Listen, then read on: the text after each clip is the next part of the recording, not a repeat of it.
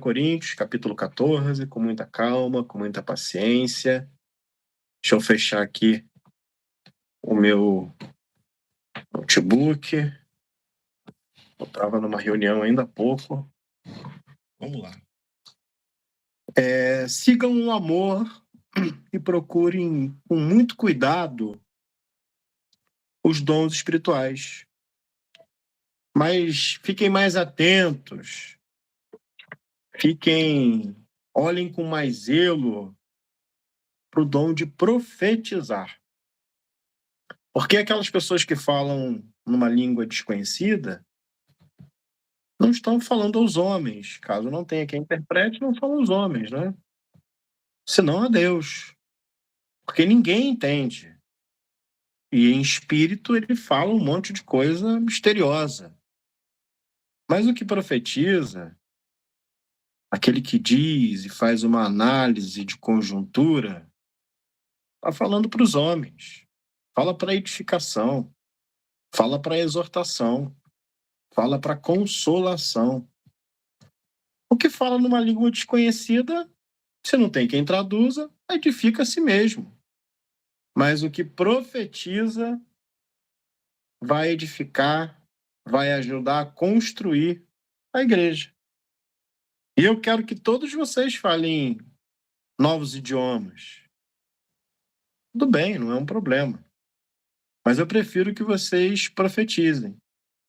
Porque o que profetiza tem um valor maior do que aquele que fala outros idiomas. A não ser que tenha alguém que interprete, para que a igreja receba essa edificação. E agora, irmãos, se eu for visitar vocês falando um monte de línguas diferentes, o que isso ia aproveitar para vocês? Se eu não falasse por meio de alguma revelação, ou de algum conhecimento, ou da profecia, ou da doutrina, da mesma sorte, se as coisas inanimadas que fazem som, seja flauta, seja cítara, não formarem sons distintos, acordes, como se conhecerá o que se toca com a flauta ou com a cítara? Por mais que simples seja, como disse meu amigo Joaci, caminhando e cantando e seguindo a canção, é uma música muito simples. Ele disse que era Ré menor e Mi menor. Mas se a gente não fizer a união desses acordes, como que a gente vai identificar? Vira aquela bandinha do Chaves, né? Quem lembra do episódio do Chaves que cada um tocava uma música diferente? É a bandinha do Chaves. Porque se a trombeta der som incerto, quem que vai se preparar para a batalha? Se você não ouvir exatamente o som da batalha. Assim também, queridos, vós, se com a língua não pronunciar palavras que sejam palavras inteligíveis, como que a gente vai entender o que se diz? Porque vocês vão estar falando como se estivesse jogando palavras para o ar. Há, por exemplo, tanta espécie de vozes no mundo e nenhuma voz é sem significado. Mas se eu ignorar o sentido da voz, aí eu vou ser como um bárbaro. Vou ser como um bárbaro para aquele com quem eu estou me comunicando. E o que fala vai ser um bárbaro para mim. Vai ser um estranho. Assim também vocês. Quando vocês desejam dons espirituais, procurem abundar neles, mas que seja de forma a edificar a igreja, algo que colabore para o corpo. Por isso, o que fala numa língua, num idioma desconhecido, ora para que ele possa ser interpretado. Vamos querer. É necessário ter um intérprete. Porque se eu orar numa língua desconhecida, né, é necessário que alguém possa interpretar. E se eu orar numa língua desconhecida, o meu espírito está orando, está tranquilo. Mas o meu entendimento fica sem fruto, sem raciocínio. Você não está sabendo o que você está falando, fica no decanta labassúria, né? O que eu vou fazer?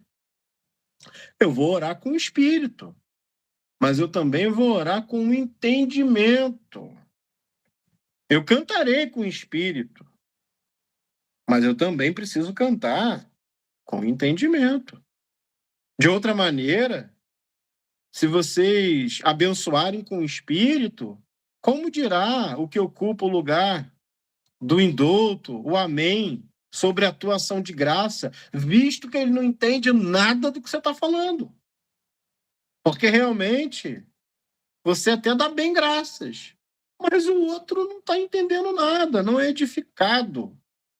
Eu dou graças a meu Deus, porque eu falo em mais idiomas do que vocês todos. Eu sou o dono do WhatsApp. Sou lá, falo pra caraca.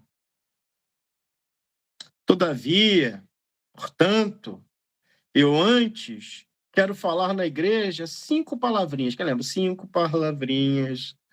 5 palavras na minha própria inteligência, para que possa também instruir os outros, do que 10.000 palavras no decanta lá basura e anda.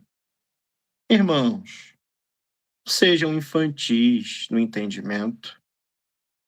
Sejam meninos apenas na malícia, na maldade, mas sejam adultos no entendimento. Está escrito na lei, por gente de outras línguas e por outros lábios, falarei a esse povo. E ainda assim, eles não vão me ouvir.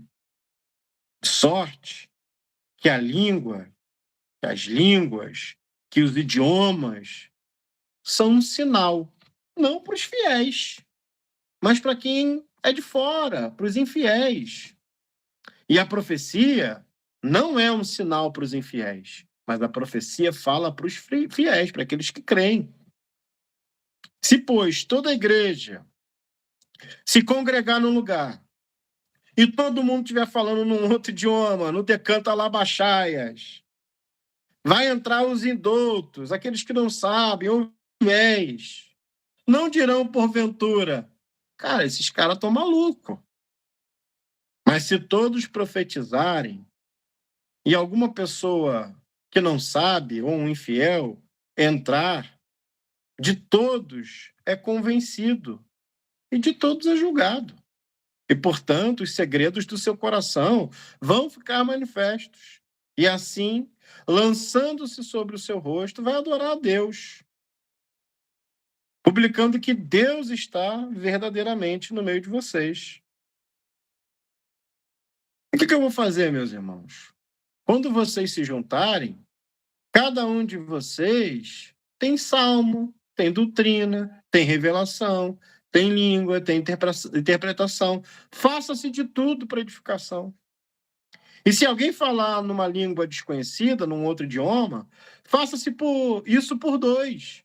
Ou, quando tiver, muito 3. E, por sua vez, que tenha alguém para interpretar. Pelo amor de Deus. Mas se não houver intérprete, fique quieto na igreja. E fale com você mesmo. Fala dentro do teu quarto, fala na tua casa, fecha a tua porta. E fale em 2 ou 3 profetas. E os outros que julguem aquela profecia. Mas se o outro que estiver assentado for revelado alguma coisa, cale-se o primeiro.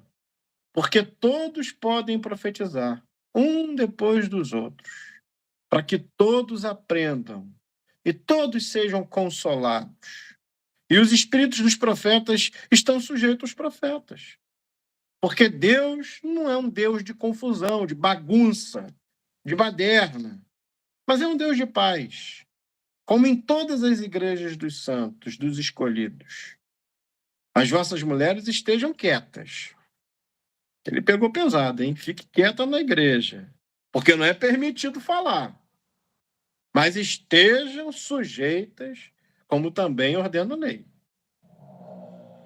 E se querem aprender alguma coisa, interrogue em casa, fala com o teu marido.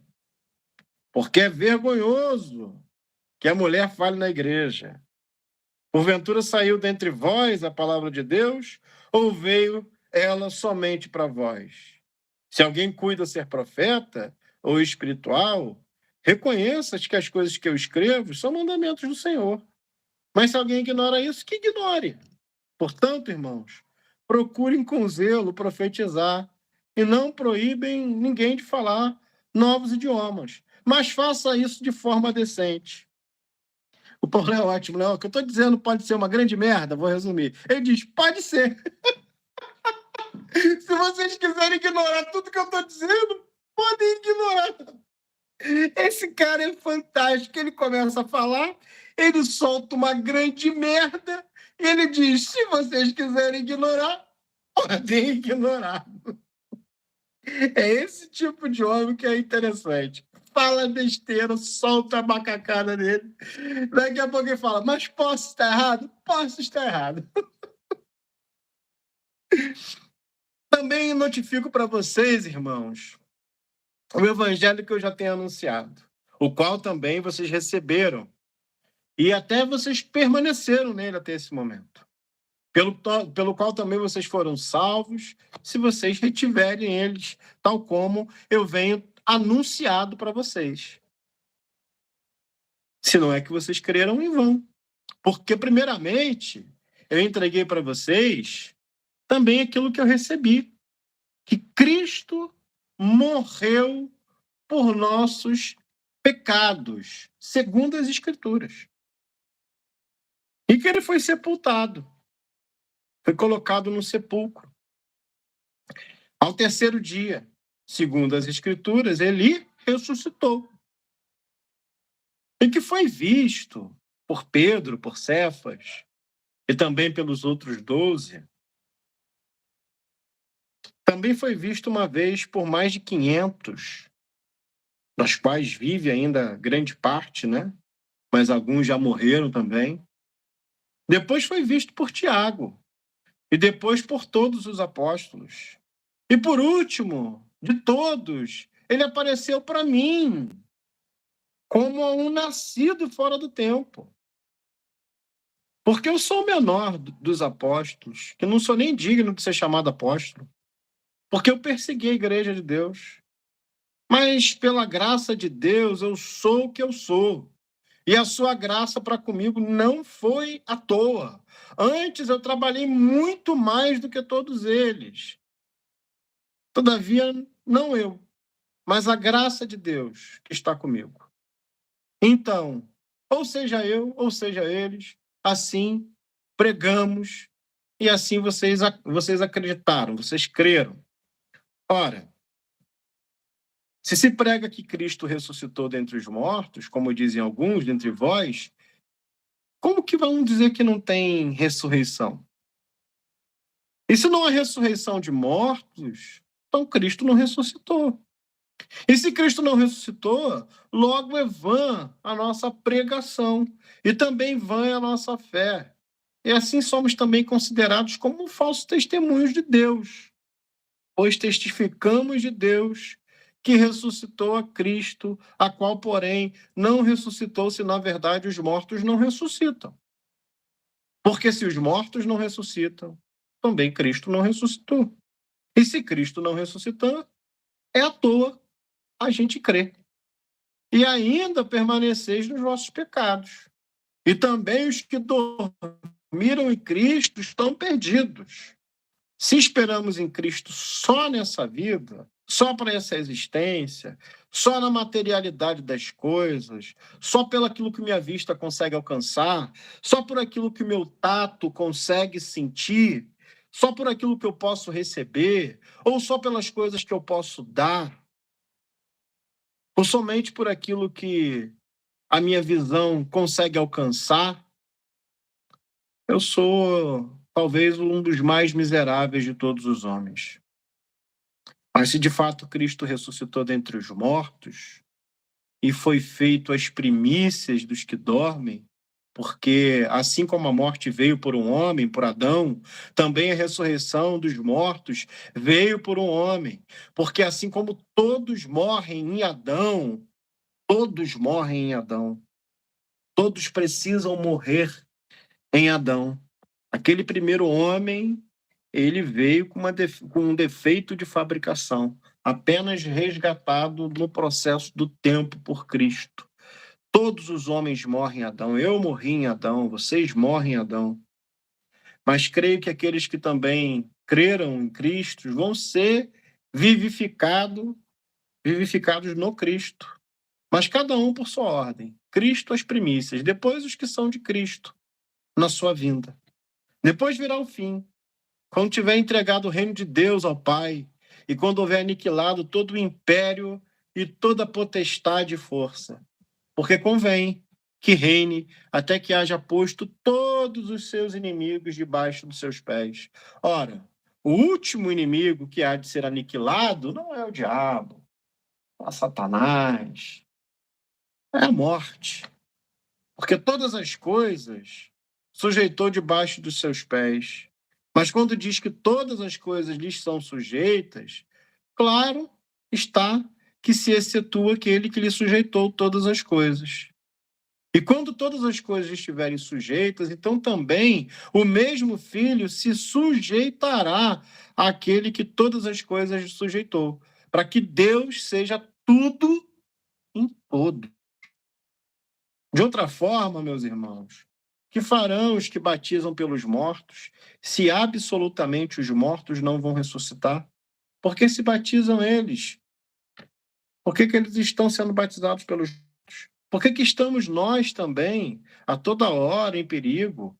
Eu protesto que cada dia morro, mas morro me gloriando em vós, meus discípulos, por Cristo Jesus nosso Senhor.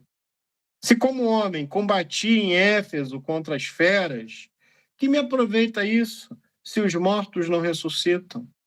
Comamos e bebamos, porque amanhã a gente vai morrer.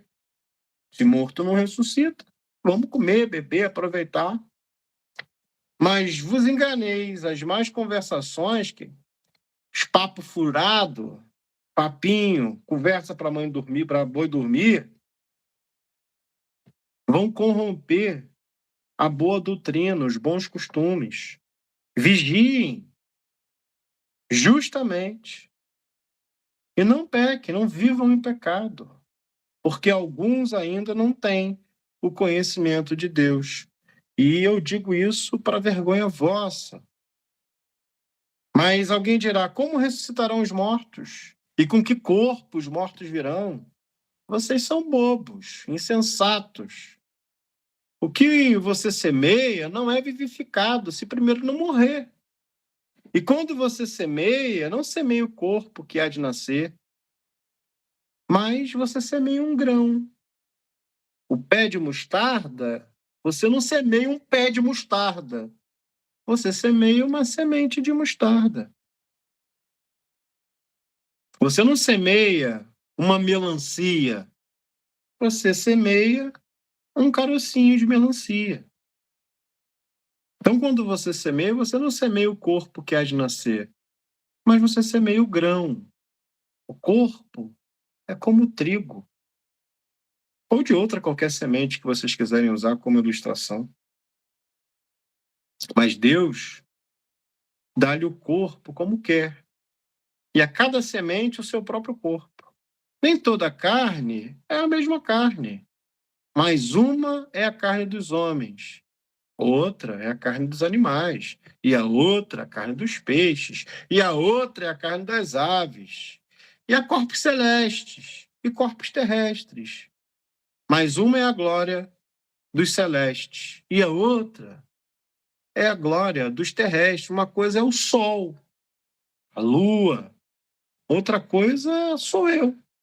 Uma coisa é o quanto que eu fico bestificado diante de um pôr do sol bonito, e de como aquilo se apresenta para mim como um espanto, uma bola de fogo. E nós somos uma bola de água girando em volta de uma bola de fogo. Então são coisas diferentes. Uma é a glória do sol, a outra é a glória da lua, e a outra é a glória das estrelas, porque uma estrela difere em glória uma da outra. Assim também é a ressurreição dentre os mortos. Semeia-se um corpo corruptível, um corpo que morre e ressuscita algo incorruptível. Semeia-se a bobagem, a ignomínia, ressuscita em glória.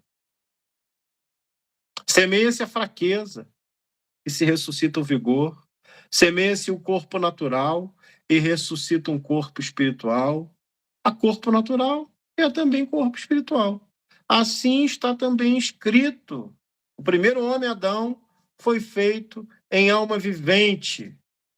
O último, Adão, em espírito vivificante. Mas não é o primeiro espiritual, senão o natural, depois o espiritual. O primeiro homem na terra é terreno. O segundo homem, o Senhor, veio do céu. Qual o terreno? Tais são também os terrestres. E qual o celestial? Tais também são os celestiais. E assim, como trouxemos a imagem do terreno, assim também traremos também a imagem do celestial. E agora eu digo isso, irmãos, que a carne e o sangue não podem herdar o reino de Deus. Nem a corrupção vai herdar a incorrupção. Eis aqui, vos digo um mistério. Na verdade, nem todos vamos morrer, mas todos seremos transformados. No momento, num abrir e fechar de olhos, ante a última trombeta, porque a trombeta soará e os mortos vão ressuscitar incorruptíveis, e nós seremos transformados. Porque convém que isso que é corruptível se revista em algum momento de incorruptibilidade. Isso que é mortal se revista de imortalidade. E quando isso que é corruptível se revestir de incorruptibilidade, e isso que é mortal se revestir de imortalidade, então vai se cumprir a palavra que está escrito: tragada foi a morte na vitória. Onde está, morte, as suas armas? Onde está, inferno, a sua vitória? Ora, as armas da morte são pecados. E a força do pecado é isso que você tem na sua mão, chama de Bíblia, de lei. Ali que está a força do pecado. Mas Deus, graças a Deus, que nos dá a vitória pelo nosso Senhor Jesus Cristo. Portanto, meus amados irmãos, sejam firmes e constantes, sempre abundantes na obra do Senhor, sabendo que o vosso trabalho não é à toa no Senhor. Só até aqui. O que nós vimos aqui? Nós vimos coisas que, como cristãos progressistas, tentamos, pelo materialismo da construção filosófica, negar o tempo todo, que é a transcendência. A gente precisa negar isso.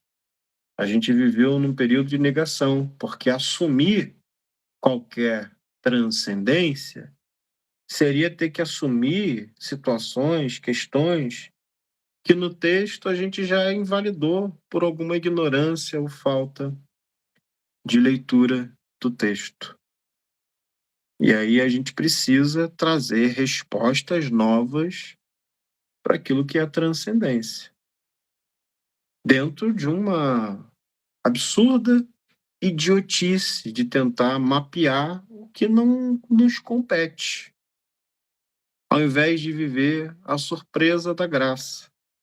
A gente quer negar, porque se a gente assumir qualquer transcendência, a gente vai ter que talvez assumir um inferno, a gente vai ter que assumir uns anjos, a gente vai ter que assumir alguns dons, a gente vai ter que voltar aos rudimentos de ambientes que nos trataram de forma perversa, vamos ter que retornar a uma obediência cega. Claro que não, meu querido. Claro que não. Você já passou da morte para a vida. Você pode escolher viver só a vida. Você já pode escolher viver como um adulto. Você pode escolher como alguém responsável pelas suas escolhas. Você já pode viver a liberdade que Cristo te chamou. Parece que quando a gente sai dos rudimentos da religião, a gente acha que viver a liberdade é poder transar quando quiser, com quem quiser, beber, fumar. E isso para mim ainda é muito pouco. Tem pouco de liberdade e tem pouco de inteligência. Porque isso você sempre pôde. Isso são coisas banais, bobas, simples. Eu preciso que vocês vivam com um pouco mais de complexidade. E complexidade é espiritualidade, complexidade é transcendência, complexidade é ressurreição. Complexidade é ressurreição, meu querido. Tu já parou para pensar o que é uma ressurreição? Eu preciso que vocês vivam com mais complexidade. Eu preciso que vocês abandonem a simplicidade da negação para negar as experiências horríveis que vocês tiveram dentro do ambiente da igreja, para assumir a identidade da ressurreição, que é o que a gente tem de mais complexo em tudo que existe na nossa vida. Porque a naturalidade das coisas é nasceu, cresceu, se desenvolveu, gerou prole e morreu. E morreu, acabou. Isso é o que a gente enxerga na vida. É isso que você vai ver na tua família. Tu lembra agora daquele cara que morreu e tu pensa, eu nunca mais vou ver esse cara na minha vida. Na minha vida. E isso é porque vocês não precisam de esperança. É isso porque não foi um filho que morreu. Porque se fosse um filho que tivesse morrido, vocês iam querer agora a glória da ressurreição. Era para agora. Era para agora. Se é teu filho, tua filha, você ia precisar da ressurreição. Hoje você não precisa da ressurreição porque algo na sua vida, na sua família, na sua identidade, no seu cotidiano, não morreu, não sofreu uma falência múltipla de órgãos, não teve a sua vida ceifada por um acidente ou por qualquer coisa. Porque eu garanto para vocês, meus queridos, tudo que vocês iriam precisar diante de um filho, de uma filha no colo, morto sem respirar, é da ressurreição. E aí a ressurreição parece ser uma esperança viável. Na verdade, só nesse momento a ressurreição é a única coisa que existe. Ah, eu posso te ver de novo. Ah, eu vou te encontrar de novo. E não é por pura saudade, não é só porque você entende a brevidade da existência, mas porque aquilo é o teu bem mais precioso. Aquilo é tudo que você tem. Aquilo é tudo que você consegue acordar, pensar, vai trabalhar pensando, volta e quando recebe pagamento só pensa naquilo. Quando vai no mercado, ah, meu querido, é porque você não precisa da ressurreição, porque se hoje você precisasse da ressurreição, você já tinha escolhido por ela. É só um indivíduo que sabe que vai morrer. É só um indivíduo que sabe que pode perder. É só aquele que de fato entendeu o drama de que aqueles que a gente mais ama e a própria vida a qualquer momento pode ir embora. Você só vai querer a ressurreição quando você só tiver ela.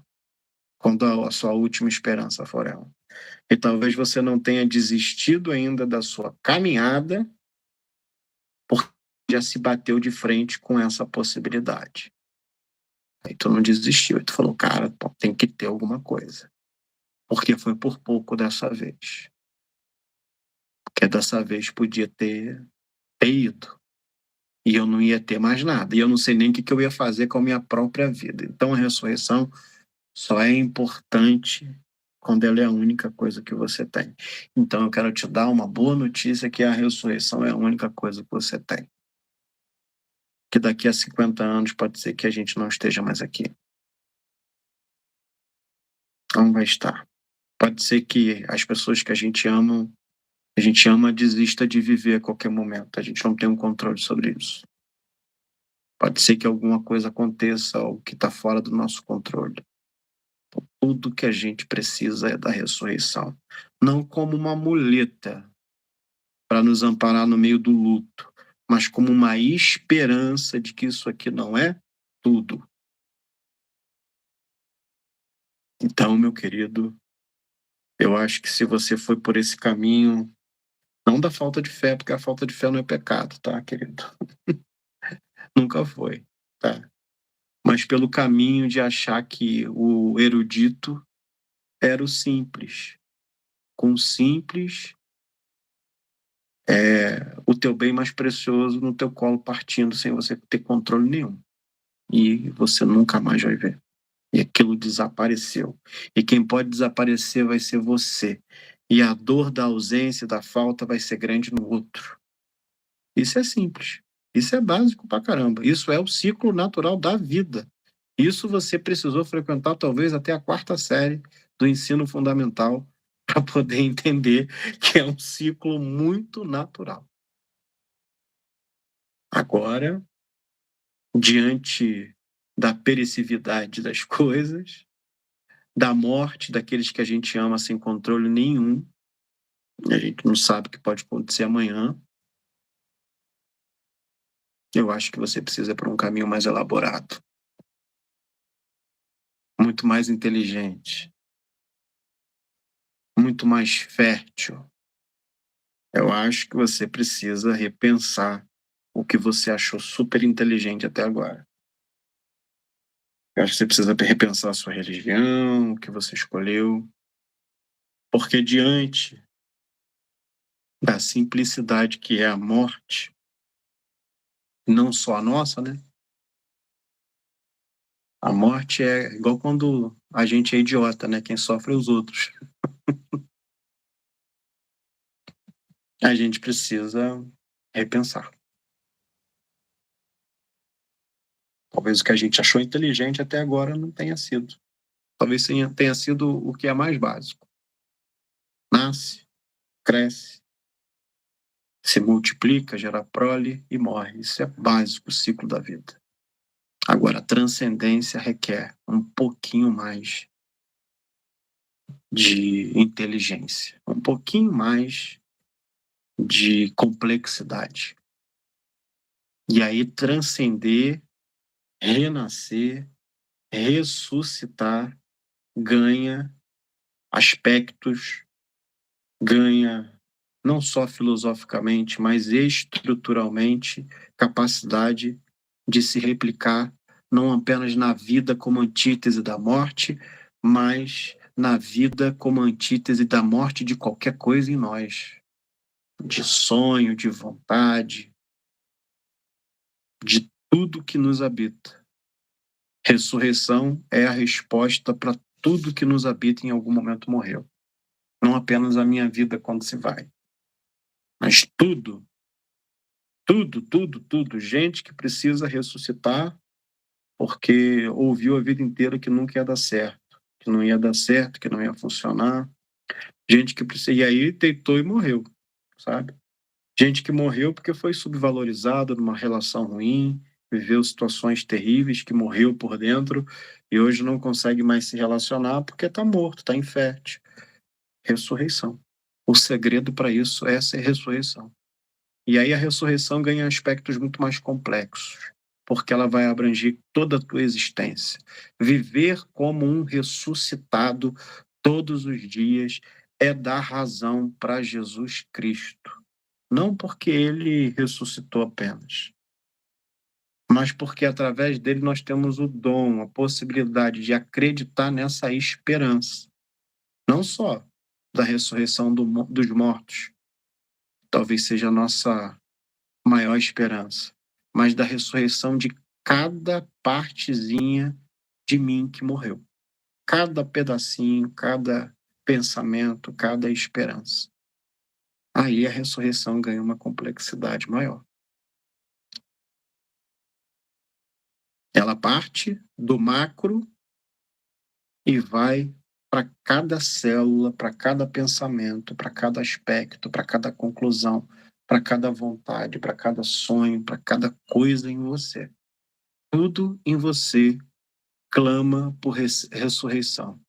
E aí o texto ele é maravilhoso, porque ele não fala apenas da ressurreição do objeto como o próprio objeto, mas na transmutação desse objeto, porque o que morre é diferente daquilo que renasce. Então você nunca vai ter de volta aquilo que morreu. Você vai ter aquilo transformado. É uma outra coisa. É um outro sentido. É um novo recomeço. É uma nova possibilidade. São novas coisas, coisas novas se fizeram. E isso é a responsabilidade da gente pensar um pouco mais profundo sobre ressurreição. Paulo falava isso, obviamente, pela sua doutrina, no meio dos fariseus, que acreditavam na ressurreição do corpo. E ele carregava isso como uma doutrina fundamental, que a gente chama de doutrina basilar, que a partir dessa base todas as outras coisas se desenvolvem. Mas isso também era uma consciência de Jesus, quando ele chama as coisas que estão mortas novamente para a vida. Mesmo que dentro da capacidade da doutrina, da interpretação da doutrina, aquilo já estivesse num processo de decomposição. Ele chama de volta porque o nome dele também é esperança. E ele carrega consigo o poder de mudar isso.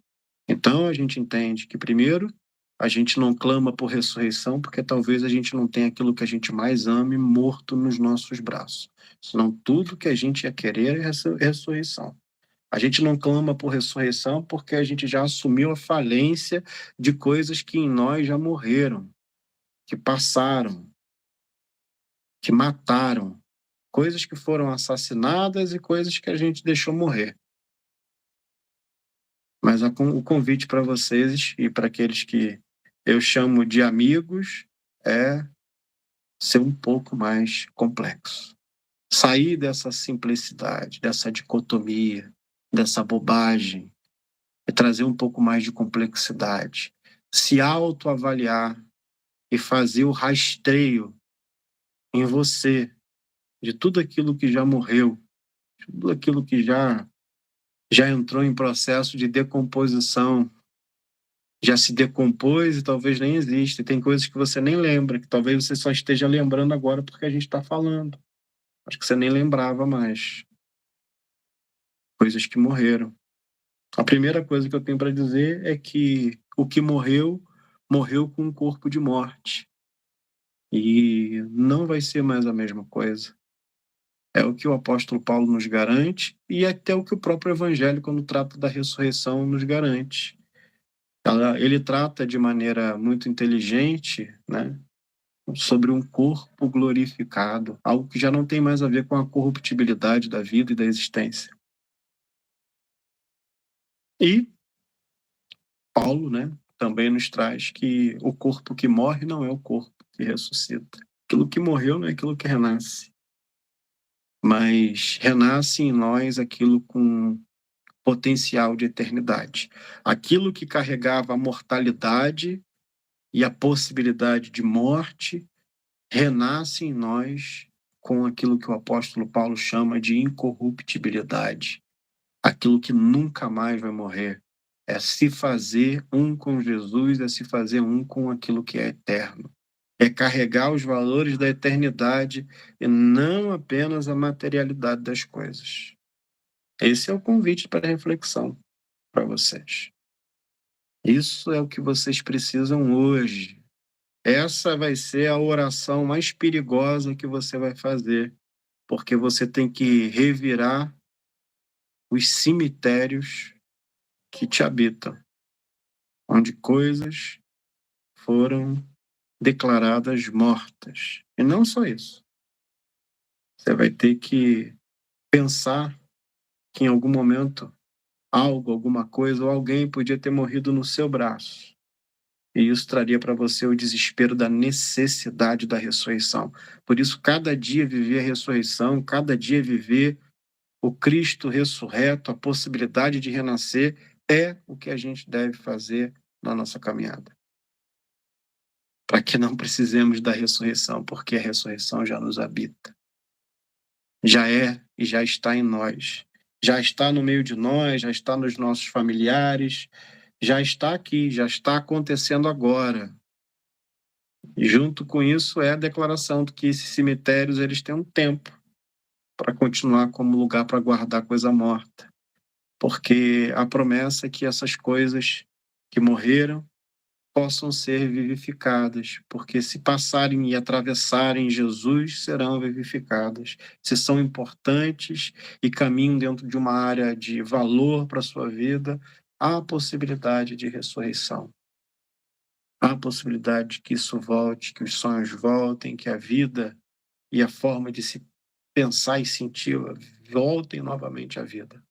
Agora é você sair da simplicidade, sair desse mundo monocromático que a gente propôs para poder absorver e não viver alienado, absorver o mundo que está em volta e não viver alienado dele. Eu quero te convidar agora para um caminho ainda mais excelente, mais complexo, que é o caminho da ressurreição. É algo que você precisa pensar. Não é algo que eu vou te ensinar. Eu só estou te dando o caminho para você poder começar. O caminho que você vai começar é esse. É se pensar e se repensar.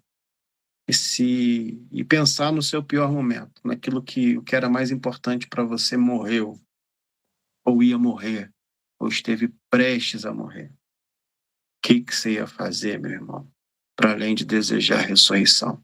Então ela pode ser agora, na tua vida, na tua família, nos teus sonhos, na sua existência, no seu trabalho. Ela pode ser agora. Ela não precisa ser quando alguma coisa morreu. Ela pode começar agora, mas você precisa pensar de maneira um pouco mais complexa. Amém, minha igreja? Amém. Amém. Vamos abrir a possibilidade de a gente poder falar. Não respondo sobre a novela Viagem, sobre Umbral, tá? Isso aí já passou, sobre o Alexandre, sobre o Antônio Fagundes, sobre mundo espiritual. Eu não tô nessa, tá? Eu não vou falar sobre isso. Então, nem comecem, né? Vamos pro assunto, ressurreição na vida, ressurreição daquilo que habita em mim. Isso aí a gente pode falar, tá? Mas sobre o Alexandre, sobre o umbral, sobre o inferno, sobre Jesus, se o corpo dele ressuscitou de verdade ou não, aí a gente não vai conversar, tá bom? Porque a gente já passou da morte para a vida, a gente não trata dessas coisinhas, tá? Aconselho que você veja lá a novela Viagem, assiste, com o Alexandre toma a velha lá e a velha fica brava pra caramba, ele pega o Maurício Matar também, o Maurício Matar fica nervoso, péssimo ator o Maurício Matar, tá? É de matar assistir o Maurício Matar. Mas aconselho que você veja, tá? Se for tratar desse assunto, porque esse assunto eu não falo, não é algo que nos cabe, não é algo que participa da nossa vida, a gente está tratando de um caminho que não é aquele que o Eterno nos conduziu para que a gente possa viver. Amém? Então você pode levantar a sua mãozinha, fazer uma pergunta dentro desse textinho que a gente leu, sem problemas. Se a gente for falar do tempo de Coríntios, pode falar. Menos, tá? De mundo espiritual, de céu, de inferno. Isso aí a gente não trata, não. Já passou, tá? Não está em estudos lá atrás, já a gente já falou. Amém? O espírito de sabedoria. Deixa eu falar uma coisa. Assim, não é bem uma dúvida. Eu vou falar, queria falar sobre isso, né? Mas não vai ser hoje, não. Não iremos falar hoje. Se não temos dúvida, não temos problema. É maravilhoso quando não temos dúvida, cara. Deus é maravilhoso pra gente. Ele nos dá o espírito de sabedoria, né? Deixa eu só falar uma coisa, mas assim, não é bem uma dúvida, né? É mais não sei se é um testemunho ou algo do Fale, tipo. Mas há 3 anos eu perdi minha mamãe, né? E foi uma coisa assim muito forte, né? Muito impactante para mim, para meus irmãos, para a família no geral. E de fato, vê-la sofrer, ela ficou mais de um mês, né, na UTI, acompanhar o processo e de uma certa forma ver a vida se esvair foi uma coisa que me pegou, assim, sabe? E eu ouvi as pessoas falar, não, vamos orar, vamos pedir a Deus, tal. E, claro, eu sempre respeitei isso, sempre considerei. Meu pai, aquele crente de muitos anos já, né? Meu pai já tem 76 anos. Sempre falava, não, eu creio que Deus vai curá-la, tal. uma parte de mim falava, acho que ela vai partir. E quando ela foi um misto assim de, puxa, ela tá num lugar melhor, ela tá bem, ela tá na plenitude, né, do conhecimento. E outra parte que, puxa, acabou. Não tem mais ligação de fim de semana, não tem mais aquele contato, não tem, acabou. Simplesmente aquilo que definia, pelo menos para mim, uma parte da minha vida, morreu junto. E esse processo de reconstrução, ele é difícil. Isso, lógico, eu falo por mim, né? Pela minha experiência do que eu estou passando. Então, isso da gente ter essa necessidade da crença, da esperança, né? Da ressurreição, faz muito sentido quando você lida, né, com situações como essa, né? Que eu falei que eu estou passando. E é isso. E é isso, meu irmão. É aí que a gente precisa crer na esperança que a gente vai encontrar quem a gente ama. Que isso aqui não é o fim, não é o fim da linha. E a gente só vai ter essa esperança mesmo, né, nesse momento, quando a gente não exercita essa esperança de ressurreição diariamente. E quem for sábio aprende com meu amigo Joacir. Quem for sábio não precisar viver essa dor, a profundidade dessa dor, aprenda com o meu amigo Joacir. Amém, meus irmãos? Mais alguém? Senão nós vamos orar. Então, oremos. Oremos porque precisamos pensar. Acho que precisamos pensar.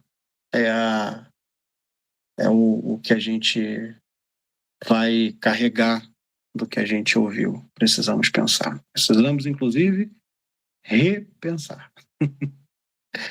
Vamos lá. Senhor, Deus, obrigado. Obrigado pela reflexão, pela complexidade que isso tem, que não cabe dentro de nós, que nem deveria caber, porque isso não faz parte da mortalidade desse ser, da finitude desse ser. Isso faz parte de um mundo, de um campo em que a gente não consegue nem tatear. A gente só espera. E a gente espera como quem, de alguma forma, quer chegar em algum lugar. Por isso que nos ajude a contar os nossos dias com a ressurreição, com a vida, com gritos de vida, vida, vida, vida, vida, a todo tempo, aonde as circunstâncias apontaram morte, morte, morte. Que o Senhor nos ensine a profetizar, como disse o apóstolo Paulo, profetizar vida, fôlego de vida, que a gente aprenda com a ressurreição, que a gente aprenda que ela sai do que é básico para cada esfera do nosso ser. Tudo em nós precisa de ressurreição. Tudo em nós precisa ser transformado. E para que a gente possa aprender isso é necessário um pouco mais de complexidade. A simplicidade, a vontade de ser esperto já nos ensinou. Mas agora a gente precisa ir para um caminho um pouco mais profundo, para uma densidade muito maior do ser. E aí a gente precisa da sua ajuda, da ajuda do seu Espírito, que nos discerne a vida, nos discerne aquilo que não cabe aos limites da vida e nos ensina a crer com esperança. É isso que eu te peço essa noite, diante de todas essas vidas que estão aqui, vidas que já passaram por dores, vidas que passarão por dores, vidas que precisam permanecer vivas.